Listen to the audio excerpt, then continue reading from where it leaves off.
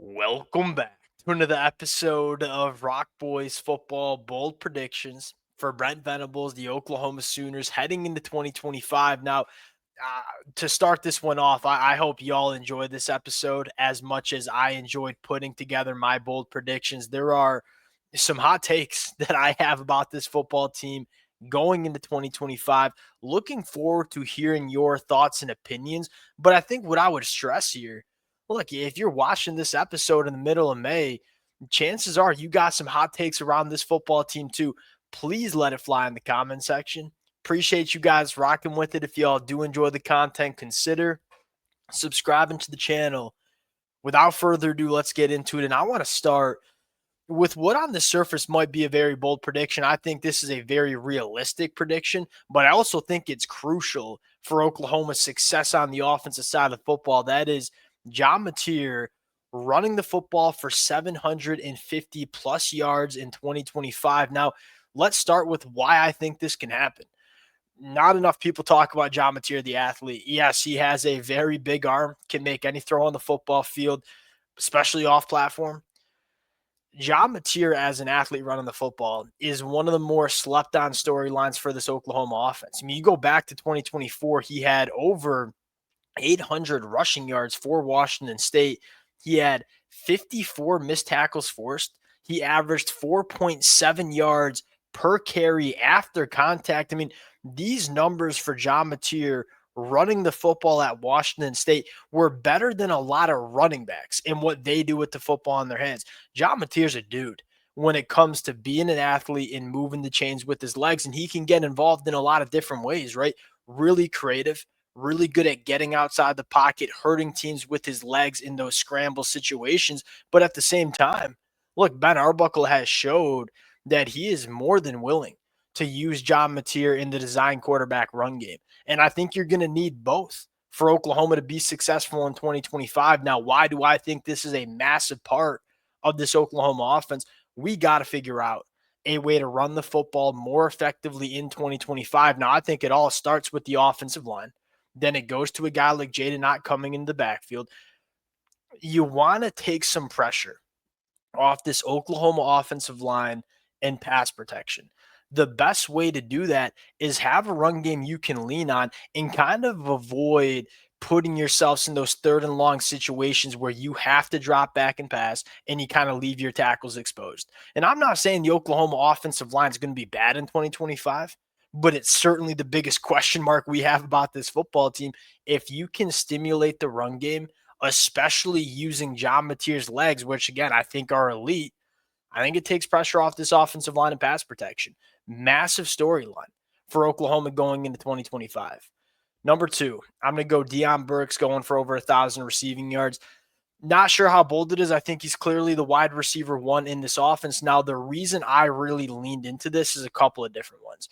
Number one, the kind of pass catcher that John Mateer liked to throw to at his time at Washington State kind of resembles what Deion Burks brings to the table. Kind of Kyle Williams ask from Deion Burks. I think Deion Burks might just be a better version of Kyle Williams, who was John Mateer's favorite quarterback or wide receiver at Washington State. Two things you're going to see John Mateer do with Deion Burks. Number one, and I think the biggest reason I'm a buyer of stock in Deion Burks is what this kid can do with the football in his hands. I mean, Ben Arbuckle's motto on offense is create space for his playmakers. I don't think there's many better wide receivers in the country that are better with the football in their hands in space than a guy like Deion Burks.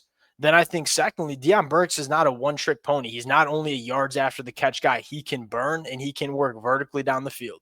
And you know Ben Arbuckle is going to call some shot plays. So between the shot plays and Deion Burks working vertically down the field, between the yards after the catch opportunities that Deion Burks is going to have, I think you see Deion Burks, kind of be what we expected Deion Burks to be last year. And that is one of the best pass catchers in this conference and maybe even in the country going into 2025.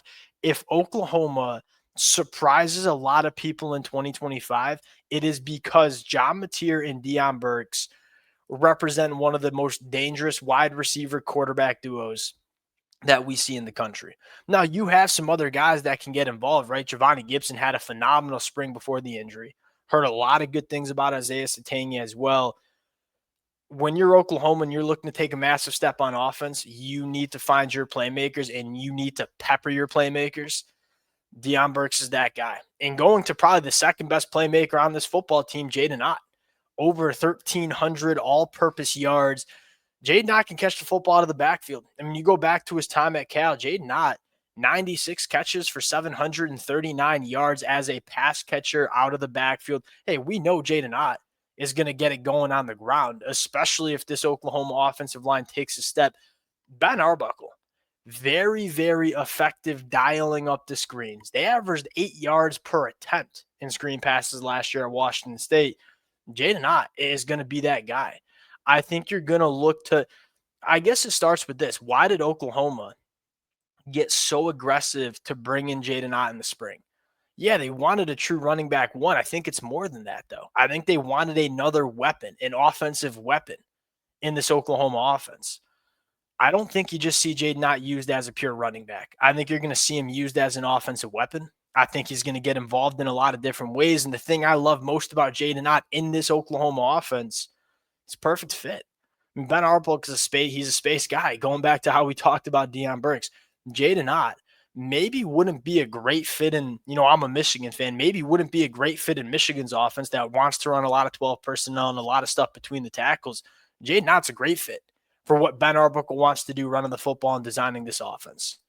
Those are my 3 bold predictions for this Oklahoma offense. And look, John Mateer, Deion Burks, and Jaden Ott, if this Oklahoma offense puts it together in 2025 with Ben Arbuckle at the helm, it's because those 3 football players are some of the best in the SEC in 2025. Number 4, going to the defensive side of the football. And can we just take a second? And I know I've mentioned this in the offseason, but I continue to hear it from other people. And this is not, I got a Danny Stutzman shirt hanging in my closet. I ain't even an Oklahoma fan. I got a Danny Stutzman shirt in my closet. Like I'm a Danny Stutzman guy. The amount of people that are acting like Oklahoma's defense is going to take a massive step back because Danny Stutzman's leaving this program, I think is wild. And yeah, Danny Stutzman was a great football player, one of the better linebackers that we've seen in college football over the last couple of years. I don't think it's going to be a massive problem. And my bold prediction here is this linebacker room combines for 250 tackles or more. Now, the reason I want to include this as my bold prediction is I feel like a lot of people think the linebacker production is going to drop off a cliff without Danny Stutzman. I don't think you have a Danny Stutzman 2.0 in this room. Danny Stutzman was special. But I think how you replace Danny Stutzman's by a committee. And I look at Kip Lewis, and I look at Kobe McKenzie, and I look at Kendall Daniels, and I look at Sammy O, and say the committee of those 4 guys, I think can more than replace what Danny Stutzman gave to you for the last couple of years. I think you're going to see a lot of all 4 of these linebackers. I think you're going to see them used in a lot of different ways, and I think they are going to fly around the football field, make a lot of tackles. This Oklahoma defensive coaching staff is probably the best staff in the country, maybe outside of Georgia, in terms of developing linebackers. And I think all 4 of these guys are going to have monster years for Oklahoma in 2025. 250 tackles, quick math, that is about 70-ish tackles a pop from this group. I don't think that's all that crazy. I think you could see maybe a guy like Kip Lewis or Kendall Daniels go for 100. Number 4.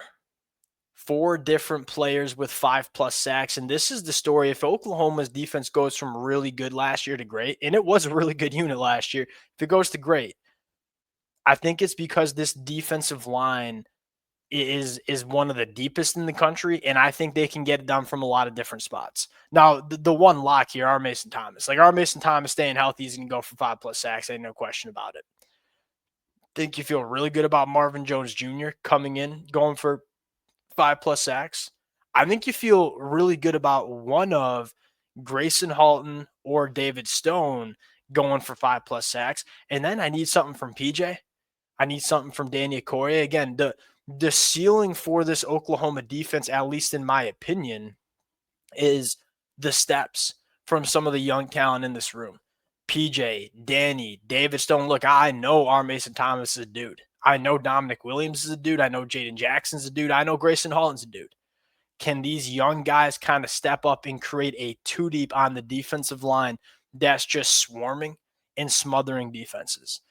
That's what I'm looking for. And I think, again, you look at the what needs to happen for Oklahoma to go 9-3. You see Josh Pate putting them as a top 10 team in the country. If that does happen, you're getting the upside from some of the young guys on this defensive line. Number 5, Oklahoma starts the season 5-0, and this one hurt me. But I think this is very, very possible for Oklahoma. You got 2 games that you're really thinking about, right? Michigan and Auburn, both at home in Norman, Oklahoma. Michigan. Yeah, look, I think Michigan's going to be a very good football team. I hate this spot for us. We got a true freshman quarterback making his second career start on the road in Norman, Oklahoma, with Brent Venables calling the defense. I couldn't think of a worse spot to put a true freshman possible. As much as I love Bryce Underwood, that is a game that significantly worries me for this Michigan team. And then you look at Auburn, like Jackson Arnold coming back to Norman, Oklahoma. I think you certainly have question marks about. Look, I actually think Auburn's a pretty dang good football team. In Norman, Oklahoma, with Jackson Arnold at the helm, with so much new for Auburn on the offensive side of the football. They got new pass catchers. They got 2 new starting tackles. That's another tough spot for Auburn. And you should be beating Temple, Illinois State, and Kent State pretty comfortably. I think you're rolling into that game against Texas possibly 5-0. And in fact, I think that should be the expectation for Oklahoma fans, I think, going into 2025. Those are my bold predictions for Oklahoma. Again, I had a blast kind of chefing them up. I hope you guys enjoyed it.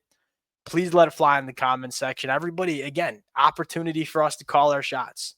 Appreciate you guys, and we'll talk to y'all later.